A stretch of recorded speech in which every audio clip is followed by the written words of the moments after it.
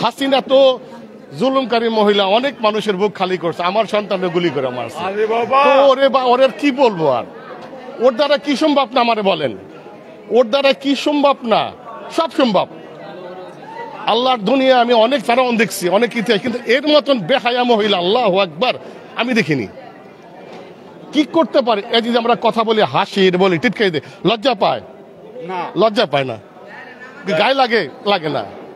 আরে বাবা, তোর বাপের এত অপমান করতেছে, তুই একটু চুপ থাক না। আমরা তো শেখ মুজিবের প্রথমে অপমান করিনি, কিছু বলিনি, তার গায়ে আমরা হাত দেইনি। বলছি আপনি মন্দির বানায় না, কি বলে মূর্তি বানায় না, এটা খারাপ জিনিস, গুনাহ হবে। আপনি তো মুসলমান, আপনি তাহাজ্জুদ নামাজ পড়েন, তাই না? সারা রাত তাহাজ্জুদ নামাজ পড়েন, আপনার বেডরুমে আপনি একা থাকেন, তাহাজ্জুদ নামাজ পড়েন, আর একজন পর পুরুষ বলে আপনি কি বলে আপনি সারা রাত তাহাজ্জুদ নামাজ পড়েন। ওই বেটা লোকেম রে। ও ভাই, আমাকে আপনার সাথে প্রশ্ন, আমার একটা মহিলা সারা রাত তাহাজ্জুদ নামাজ পড়ে, সকালে ফজর নামাজ পড়ে, আর সে বলে না, তার আগে আরেকজন পুরুষ সংসদে বলে যে সিনি তো সারা রাত তাহাজ্জুদ নামাজ পড়ে। তুমি জানলা কেমনে? তুমি কি তার বেডরুমে ছিলা? না। তাহলে জানলো কেমনে? ছিল মনে হয়, তাহলে মনে হয় ছিল তার বেডরুমে।